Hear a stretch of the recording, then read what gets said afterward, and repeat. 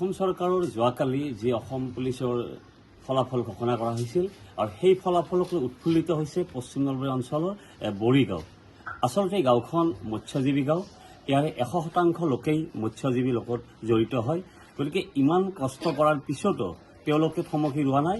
তেওঁলোকৰ যি চাকৰিৰ যি নিবনুৱাৰ যি সমস্যা, এই অভাৱক লৈ পেলাই তেওঁলোকে অসম চৰকাৰে যাতে চাকৰি পায় তাৰ আশা কৰিছিল। আৰু এইদৰে বড়িৰ এটি পৰিয়ালত এই অৱস্থা আমি দেখিছোঁ। এটা সুন্দৰ উখল মাখল পৰিৱেশ দেখিবলৈ পোৱা গৈছে যে এটি খুবেই দুখীয়া পৰিয়ালত এইদৰে তেওঁলোকৰ এটি শুভ খবৰত ভাগ ল'বলৈ আহিছে বিভিন্ন লোক। ইয়াত লোকাৰণ্য হৈ পৰিছে। গতিকে এই ক্ষেত্ৰত আমি এগৰাকী যুৱক আছে, তেওঁ এই ফলাফলত যোৱাকালি বাছনিভুক্ত হৈছিল। তেওঁৰ পৰা আমি জানিব বিচাৰিম তেওঁৰ নাম, ঠিকনা আৰু কিদৰে এই হেৰিত আগবাঢ়ি গৈছিল। মোৰ নাম শ্ৰী বকুল দাস, মোৰ গাঁও বৰিচৰিয়াপাৰ, ডিষ্ট্ৰিক্ট নলবাৰী। মই একচুৱেলি ইয়াৰ আগতে 4বাৰ দিছিলোঁ, কিন্তু 4বাৰ বিফল হ'লোঁ। এইবাৰ অলপ ভাল মাৰ্ক পাইছোঁ আৰু এইবাৰ চিলেকশ্যন হ'লোঁ আসাম পুলিচ AB বিভাগত। ইয়াৰ বাবে অসম চৰকাৰক মোৰ বিশেষ ধন্যবাদ। বিশেষকৈ হিমন্ত মামাক বিশেষ ধন্যবাদ। কাৰণ 1 টকাও পইচা নিদিয়াকৈ চাকৰি পোৱাটো বহুত সৌভাগ্য। কিমান দৌৰা গৈছিল?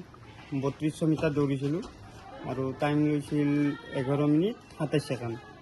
তুমি কিদৰে চৰ্চা কৰিছিলা? সদায় ৰাতিপুৱা নে গধূলি নেকি?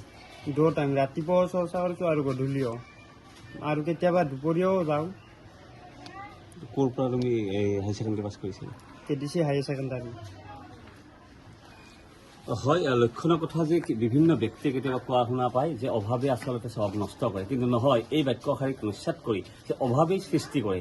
অভাৱ থাকিলে মানুহে কেতিয়াবা উন্নতিৰ জখলাত উঠিব পাৰে। আৰু মাতৃগৰাকী আছে আমাৰ ওচৰত, তেওঁৰ পৰা জানিম কি ক'ব আপোনাৰ এই সন্তানৰ এটা সুন্দৰ খবৰ। 12 বছৰ পাই তাক ঢুকাই গৈছে। তাৰপাছত সেই ল'ৰাক মই পালন কৰিলোঁ। ঠিক বাঘদিনাটো পালন কৰলা। ময়ো ভাঙা ঘৰতে আছিলোঁ বাপা। এই ভাঙা ঘৰৰ পৰা যাই চৰকাৰৰ ঘৰ পালোঁ।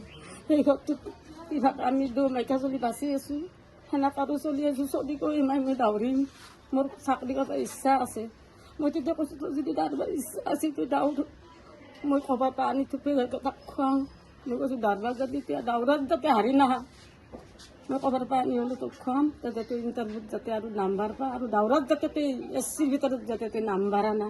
সেই হিচাপে মই ধন্যবাদ দিছোঁ হেমন্ত মামাকো। মই ধন্যবাদ দিছোঁ। 1 টকা পইচা নোহোৱাকৈ যি ল'ৰাক চাকৰি দিছে, আৰু সেই হিচাপে ল'ৰাই যি মোৰ নাম ৰাখছি, দাউৰতে ইণ্টাৰভিউটো যে নাম্বাৰ আনছি, মই ধন্য কথা ক'লোঁ। আৰু এখানে মোৰ ক'ব লগা নাই। পাপা মোৰ দুখৰ দিন দুখতে গেছি। এই ল'ৰাটোৱে মোক কিবাকৈ অলপমান আজি মুক্তি দিলা কালিৰ পৰা, নহ'লে আমি দুখতে আছিলোঁ পাপা। হেমন্ত মামাক আমি ধন্যবাদ দিলোঁ। 1 টকা পইচা নোহোৱাকৈ যি চাকৰিটো দিলা। হয়, লক্ষণীয় কথা যে আচলতে ধনৰ লেনদেন হোৱা নাই। আৰু এই ক্ষেত্ৰত আমি ক'ব লাগিব যে ধনৰ অকল লেনদেনেই নহয়, যোগ্য আৰু মেধাসম্পন্ন ব্যক্তি এই অসম চৰকাৰৰ এই দিনত সকলোৱে লাভ কৰিছে।